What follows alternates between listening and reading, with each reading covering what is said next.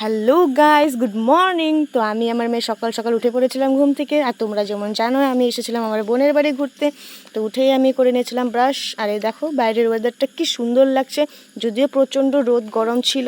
তারপরে ব্রাশ করে আমরা বসে পড়েছিলাম চা নিয়ে। আমি, আমার বোন, আমার মেয়ে চা খেয়ে আমরা বেরিয়ে গিয়েছিলাম বাজারের জন্য কিছু কেনাকাটা করতে। ওই ধরো যেমন শাকসবজি কিছু এসবই কেনার ছিল।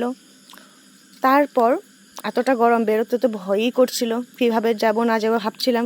এই হলাম আমি, আমার বোন বাজারের উদ্দেশ্যে দুজনে গল্প করতে করতে বেরোয় গিয়েছিলাম যে কী নেব না নেব। তারপর ভাই সবজির দোকানে গিয়ে তো আমরা অবাক, কী নেব না নেব, কারণ আমরা সেমন শাকসবজি কিছু খাই না। তারপরেও আমরা কিছু কিছু নিয়ে নিয়েছিলাম।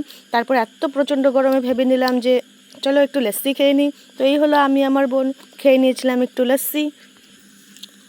তো তারপর ঘরে এসে এখানে আমার বোন রান্না করছিল, যেটা আমার ফেভারিট, ধনেপাতা বাটা।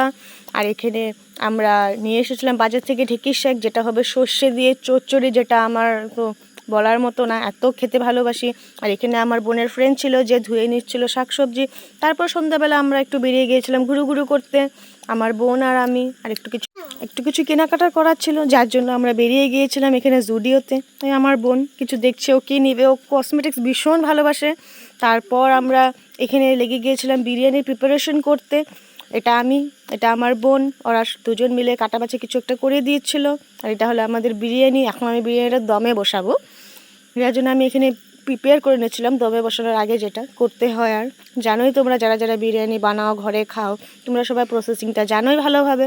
তো এখানে আমি ওটাই করে নিয়েছিলাম রেডি, এটা হয়ে গিয়ে বিরিয়ানি। তো যাই হোক বন্ধুরা, আজকের জন্য এতটুকুই। আবার দেখা হবে তোমাদের সাথে নেক্সট ব্লগে। কিন্তু তার আগে তোমরা সবাই একটা একটা কমেন্ট করে যেও কেমন লাগলো আমার ব্লগ। আর যদি তোমরা আমার ব্লগ আরও দেখতে চাও তো কমেন্ট করে দিও প্লিজ। Thank you.